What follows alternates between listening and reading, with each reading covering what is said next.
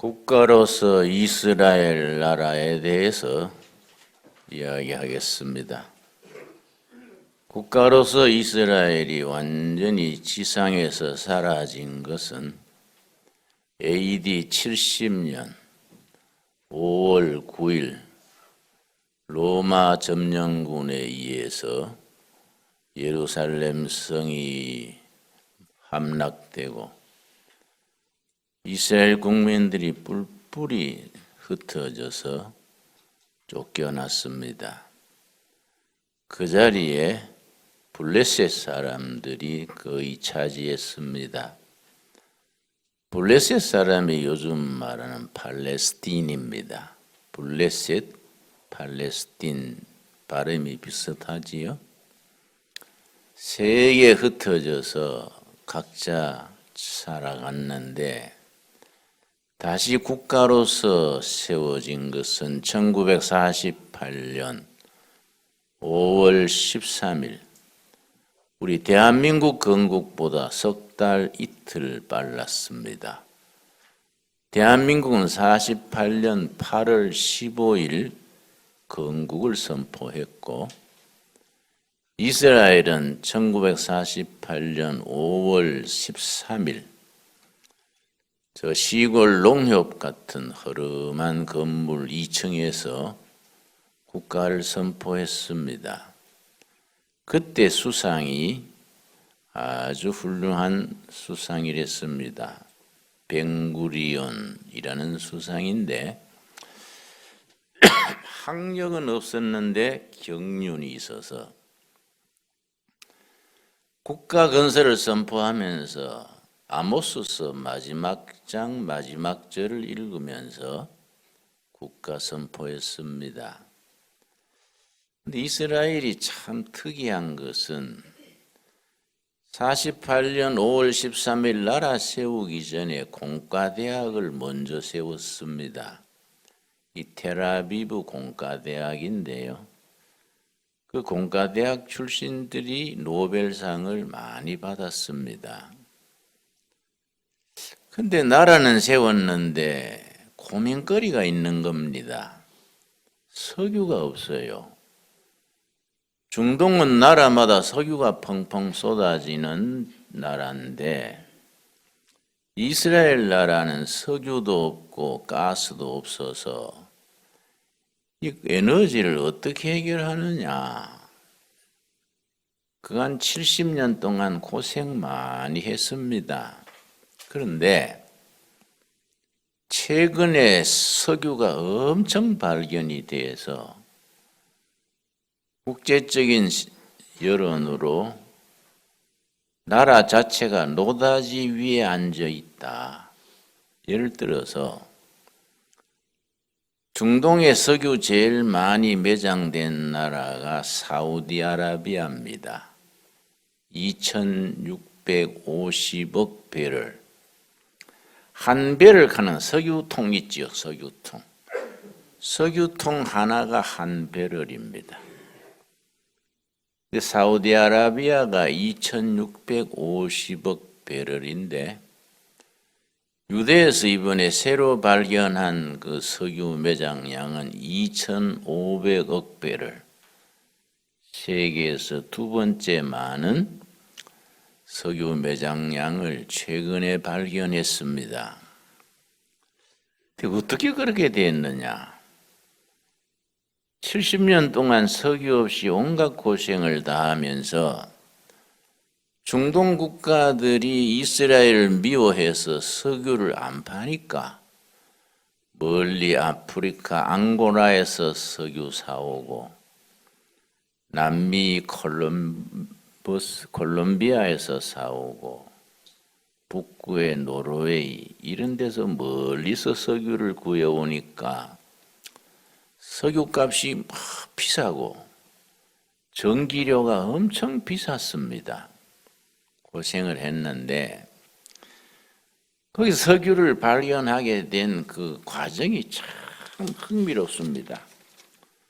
제가 석유 얘기하려는 게 아니고 성경 얘기하는 겁니다. 우리가 뭐 설교 시간에 하나님의 말씀 선포하는 시간에 그 나라 석유 얘기할 택이 있습니까? 러시아 출신으로 이민 온 젊은이 중에 토비아 루스킨이라는 청년이 있었습니다. 그 이름이 중요합니다. 어느 시대, 어느 나라나 한 사람의 성각자, 개척자가 참 중요합니다. 토비아 루스킨이라는 러시아에서 이민 온 청년인데 대학에서 지구 물리학을 전공했습니다. 우리 때는 그걸 지학, 지구 물리학을 전공해서 세계 여러 나라에서 석유 회사에 근무하다가 1984년에 이스라엘로 귀국했습니다. 1984년. 이 사람이 생각하기를 자기 전공이 지구 물리학, 지하자원 탐사 이런 거니까 주위의 다른 나라들은 석유가 펑펑 쏟아지는데 이스라엘이라고 석유가 없을 택이 있나? 그래서 성경을 읽었습니다. 오늘 본문 말씀 신명기 33장 24절입니다. 신명기 33장 읽다가 하나님께서 아셀 지파에게 석유를 주셨다. 성경 말씀이 있는 겁니다. 우리 신명기 33장 24절, 25절 읽겠습니다. 이 말씀 읽고 눈이 번쩍 뜨인 겁니다. 하나님이 괜히 이런 말씀 하셨겠나? 하나님이 주신 약속으로 믿어야 되지 않겠냐? 하나님은 아셀 지파한테 기름을 주셨다 그랬는데 우리가 못 파낸 거 아닌가? 이런 생각을 했습니다. 33장 24절. 아셀에 대하여는 여러분 야곱의 아들 아셀 아시지요? 야곱의 12아들 중에 아셀이 있습니다. 나중에 아셀 지파의 조상이 됐지요. 그 아셀 지파에 대해서 지금 모세가 숨겨두는 자리에서 유언을 하는 겁니다. 한 지파 한 지파에 대해서. 신명기 33장은 모세가 120세 숨지기 한 달 전에 세 편의 설교를 남겼습니다. 이게 신명기는 모세 설교집입니다. 세 편의 설교집 중에 마지막 세 번째 설교에 12지파에 대해서 한 지파 한 지파 축복 기도하는 겁니다. 얻은 지파는 어떻게 될 것이다. 얻은 지파는 어떤 복을 받을 것이다. 전부 축복이 아니고 그 중에 화를 당하는 얘기도 있습니다. 어느 지파는 살육을 좋아하여 재난을 당할 것이다. 뭐 이렇게 이제 쭉 12지파를 일러서 말하는데 24절 아셀에 대하여는 아셀 지파에 대해서 모세가 숨겨두기 전에 지금 마지막 말하는 겁니다. 그때 모세가 몇 살이라고요? 120살. 아셀에 대하여는 일러스되 아셀은 아들들 중에 더 복을 받으며 복 받는 아들이 된다. 복을 이야기하시고 그의 형제에게 기쁨이 되며 다른 형제들에게 기쁨을 나누어 주는 지파가 될 것이며 그다음 뭐라 그랬습니까? 그의 발이 기름에 잠길지로다. 아셀 지파의 발이 기름에 잠겨진다. 이 말씀 읽고 눈이 번쩍 뜨인 거예요. 성경에 아셀 지파한테 석유 준 약속이 있네. 아셀 지파는 발에 석유가 기름이 발에 잠길지로다. 그리고 그 다음 25절은 뭡니까?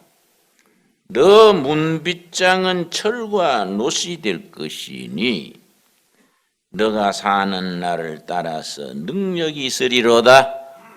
여러분 성경 읽으실 때에 그 본문에 숨겨진 깊은 뜻을 분별할 수 있는 영적 안목을 길러야 됩니다.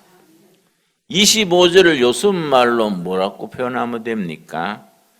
너 문빗장은 철과 놋이 될 것이며 쇠로 문빗장을 탄탄히 단속을 한다. 안보입니다. 안보. 너희 아셀 지파는 안보를 내가 지켜준다. 우리나라에 꼭 필요한 말씀 아닙니까? 여러분 북한의 핵무기 때문에 뭐 시끄럽지요. 그 걱정할 거 아닙니다. 하나님이 다 지켜서 아셀 지파의 철과 놋으로 문빗장을 탄탄히 걸어주셨듯이 우리 백성들 하나님이 다 안보를 지켜주실 줄로 믿습니다. 믿음대로 된다 그랬지 않습니까? 믿어야 돼요. 요즘 목사님들 중에도 국가 지도자 중에도 뭐 허둥지둥 하는 사람들이 있어요. 아이고 그거 어떡할까. 북한이 핵이 벌써 뭐 80개 100개 가까이 간다는데 그 뭐 큰일 나는 거 아닌가 그래 걱정들을 해서 그 걱정도 팔자구만. 응? 걱정 자꾸 하기 시작하면 버릇돼요. 응? 그 사람들 그걸로 망할 테니까 걱정하지 말고. 아 목사님 그런데 남한에도 이거 뭐 청와대에도 그 주사파들이 꽉 차 있고 이거 걱정스럽습니다. 그래서 그래 볼 게 아니요. 청와대 주사파가 꽉 차 있으면 한테 모아 있으면 나중에 속가내기 쉬운 거예요. 응? 안 그렇습니까? 전국에 숨어 있으면 어디인지 모르는데 한테 속가 있으면 떠내기가 좋지요. 뭐든지 긍정적으로 적극적으로 생각해야지 서로 쳐다보고 걱정하고 한숨 쉬면은요 아예 팔자가 그래 굴러가는 겁니다. 하나님께서 아셀 지파에 약속하신 약속을 우리 백성에게도 허락하실 줄 믿습니다. 그래서 토비아 루스킨이 신명기 33장 24절 읽고 야 이거 보통 말씀이 아니다. 하나님이 괜히 이런 말씀 했겠냐. 아셀 지파가 받았던 땅이 있습니다. 북쪽입니다. 북쪽 거기 레바논 국경 근처에 농사 잘 되는 땅이 아셀 지파가 받았던 땅인데 그때 지금 또 그때 각 지파들이 받은 땅이 경계선이 다 지도로 나와 있지요. 토비아 루스킨이라는 젊은이가 아셀 지파 땅에 가가지고 계속 석유를 시추한 겁니다. 나올 줄로 믿고 석유 회사 이름을 먼저 지었습니다. 기바드 올람. 히브리 말이 좀 까다로워요. 기바드 올람이라는 회사, 석유 회사를 세워가지고 열심히 시추를 했는데 2004년 그러니까 석유 시추하기 시작한 지 20년 만에 대박이 터진 거예요. 아셀 땅에서 매장량 2,500억 달러가 터진 거예요. 세계가 놀래가지고 와, 그 나라가 그 노다지 위에 앉아 있지 않냐. 여러분 그 나라 그거 석유 터진 것만 부러워하지 말고 우리도 문제가 있지요. 기도 제목이 있지요. 어려운 게 있지요. 성경 보셔야 돼요. 성경 어딘가에 우리에게 주신 약속의 말씀이 있습니다. 그걸 믿고 말씀을 열심히 읽는 중에 열심히 성경을 읽다가 가슴이 뜨거워지는 말씀이 있습니다. 눈이 확 열리고 가슴이 뜨거워지는 말씀이 자기에게 주신 약속의 말씀이에요. 그런 은혜를 여러분이 깨달아야 신앙생활의 진수를 아는데, 우리가 돌이켜 생각을 해봅시다. 성경 말씀을 제대로 믿나 이거요. 하나님을 제대로 믿느냐 이거요. 우리가 믿는 척 하는 거이지 제대로 믿냐. 토비아 루스키네라는 청년이 하나님의 말씀인데 괜히 쓰였겠냐. 다 거기 석유 안 난다고, 석유가 없어서 이거는 불행한 나라라 그랬는데, 신명기 33장 모세의 유언의 말씀 듣고 택도 없는 자리에 가서 자꾸 판 거예요. 하나님의 말씀이 괜히 있겠냐. 그래가 광구를 찾았으니까 얼마나 참 귀중한 말씀입니까? 그 아셀 지파의 조상 아셀이 태어난 이야기가 성경에 있습니다. 성경에요. 그 아주 12지파에 어떻게 태어났고, 그 지파의 보석은 뭐이고 자세하게 나옵니다. 창세기 30장 9절 말씀. 창세기 30장 9절 말씀. 나는 우리 성도님들이 성경 말씀에 대해서 새롭게 인식하기를 바라고, 살아계신 하나님의 살아있는 말씀이기 때문에 이스라엘 백성들에게만 주신 약속이 아니다. 영적 이스라엘은 하나님의 백성 우리들에게도 약속하신 말씀인 줄로 믿읍시다. 믿어야 돼요. 그 아셀이 태어난 얘기가 30장 9절입니다. 30장 9절. 12지파 12아들 한 명 한 명 어떻게 태어났고 이름은 무슨 뜻이고 뭐 다 적혀 있습니다. 30장 9절. 레아가 자기의 출산이 멈춤을 보고 그의 시녀 실바를 데려다가 야곱에게 주어 아내로 삼게 하였더니, 그 나라의 문화 전통이지요. 레아와 라헬 두 아내가 있었는데, 레아가 나이 들어서 출산할 수 없게 된 걸 알고 자기 시녀 레아를 남편한테 시중 들으라고 이제 보냈습니다. 11절. 레아의 시녀 누구지요? 실바가 야곱에게서 아들을 낳음에, 그 아들을 둘을 낳았습니다. 11절. 레아가 이르되 복되도다 하고 그의 이름을 갓시라 하였으며, 레아의 시녀 실베가 둘째 아들 야곱에게 낳음에 레아가 이르되 기쁘도다. 그러니까 아셀 이름이 기쁘다, 축복이다, 그 뜻입니다. 기쁘도다, 모든 딸들이 나를 기쁜 자라 하리로다 하고 그의 이름을 뭐라 했습니까? 아셀이라. 복 있는 자다. 아셀이 축복이다, 기쁨이다. 이 아셀이란 말입니다. 이 아셀이란 말이 아주 성경에 아주 중요하게 나오는 데가 시편 1편 1절입니다. 시편 1편 1절. 아셀이란 말이 시편의 첫머리. 시편은 150편으로 되어 있는데 1편이 전체 요약이고 서론격입니다. 시편 1편의 첫 마디가 뭡니까? 복 있는 사람은, 이게 아세르한 자는 그 말입니다. 아세르한 사람은 하나님이 주신 복을 누리는 사람, 기쁨을 누리는 사람.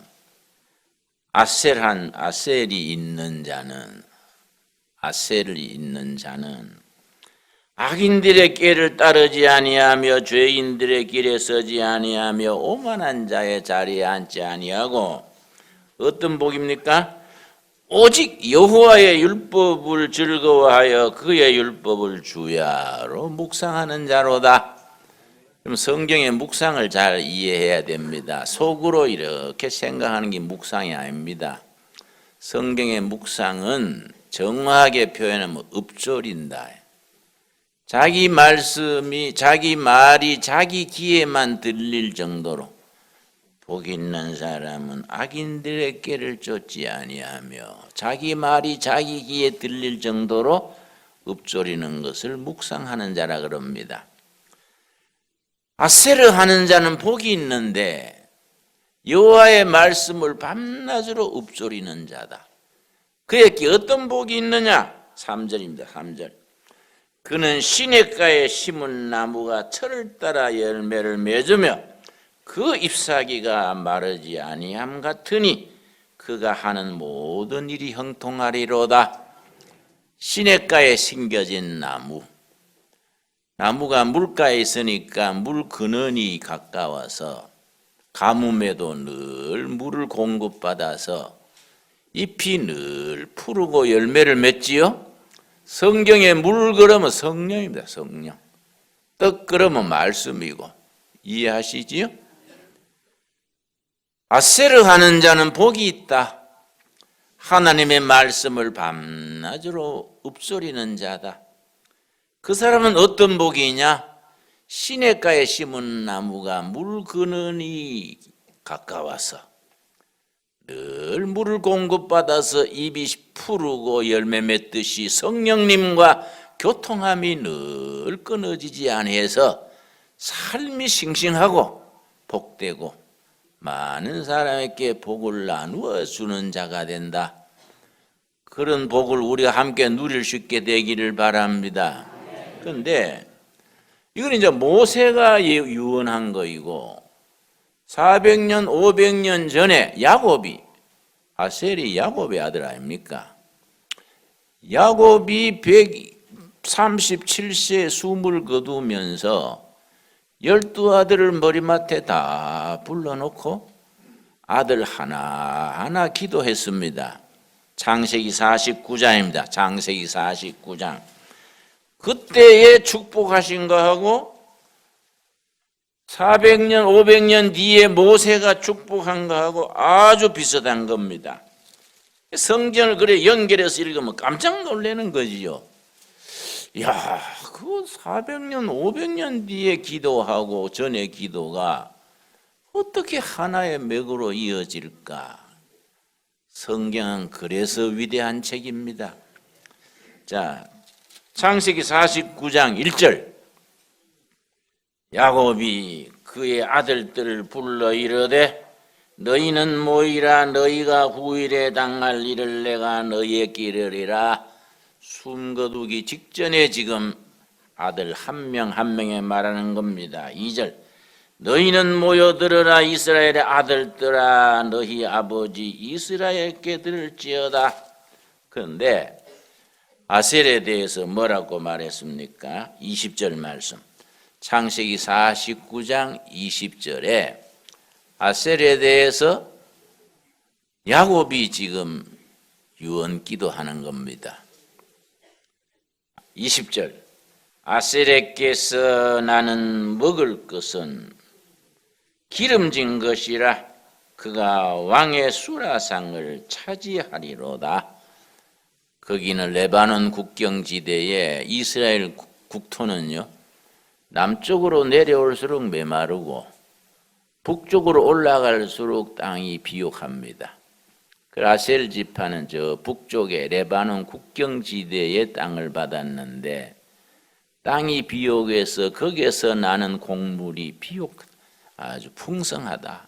그래서 임금님의 수라상, 임금님에게 바치는 곡식이 다 거기에서 나온다.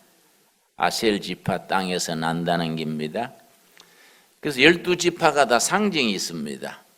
아셀 지파의 상징은 곡식, 유다 지파는 사자, 납달리 지파는 사슴, 므낫세 지파는 무슨 각자 상징이 있습니다.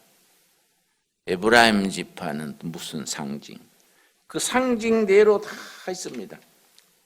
에브라임 지파는 황소가 에브라임 지파입니다. 므낫세 지파는 나무. 근데 이제 아셀 지파의 상징은 뭐이라고요? 곡식이 곡식. 풍성한 곡식. 그럼 야곱이 죽으면서 아셀 지파를 그렇게 축복을 했습니다. 근데 그 지파에게서 500년 뒤에 모세가 죽으면서 아들들이 발이 기름에 적시리로다. 석유가 나올 것을 그렇게 예언을 해놓은 거죠. 그걸 지금 와서 찾아낸 거이죠.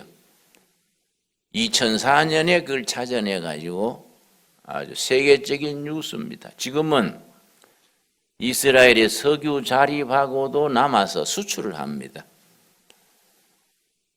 그 옆에 이집트, 요르단 다 서로 싸우던 나라 아닙니까?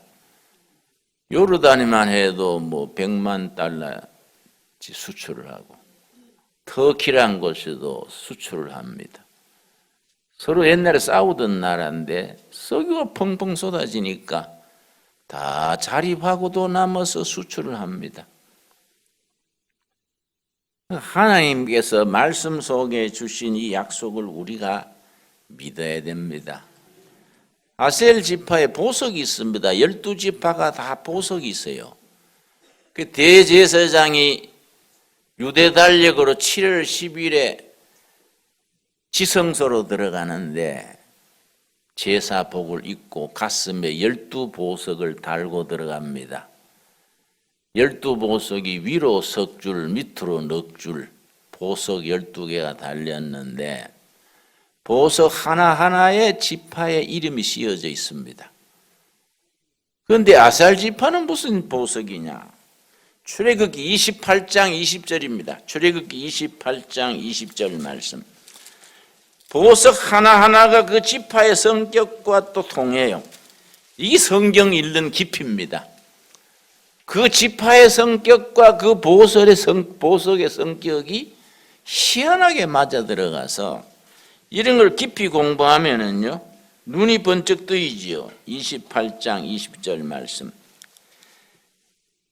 넷째 줄은 보석의 네 줄 제일 밑에 줄, 넷째 줄은 녹보석, 호마노, 벽옥으로 다 금의 태에 물린지니. 21절 우리 같이 읽겠습니다. 이 보석들은 이스라엘 아들들의 이름대로 12이라 보석마다 12지파에 한 이름씩 도장으로 새기로 법으로 새기고 도장을 새기는 법으로 새기고 이 중에 호마노가 아셀 지파의 보석입니다. 우리는 뭐 보석 그래도 김이나 다이아몬드 정도 알지 호마노가 뭐 왜 생겼는지. 내가 글을 보니까 노란 호박색이라 그래요. 평생에 호마노하고 만져보겠습니까? 근데 호마노 보석은요, 축복을 상징합니다. 호마노 보석을 몸에 지니고 있으면 복이 온다. 그래서 이스라엘은 혼숫감에 꼭 호마노, 영어로 오닉스입니다. 오닉스. 혼숫감에 호마노가 반드시 들어갑니다. 호마노를 가지고 있으면 복이 오고 그 복이 이웃 사람에게 전해진다. 이 호마노에 대한 유대인들의 생각입니다. 지파마다 보석이 있는데 아셀 지파는 호마노 지파, 오닉스 지파, 축복을 약속하는 지파. 여러분, 우리가 성경 말씀을 신약이든 구약이든 읽으면서 우리가 중요한 건 뭐냐? 하나님의 약속은 철저하게 틀림없으시다. 우리 믿어야 됩니다. 여러분, 다시 말씀드립니다. 여러분 가정에 어려운 일이 있으시지요? 사노라면 외통수에 몰릴 때가 있습니다.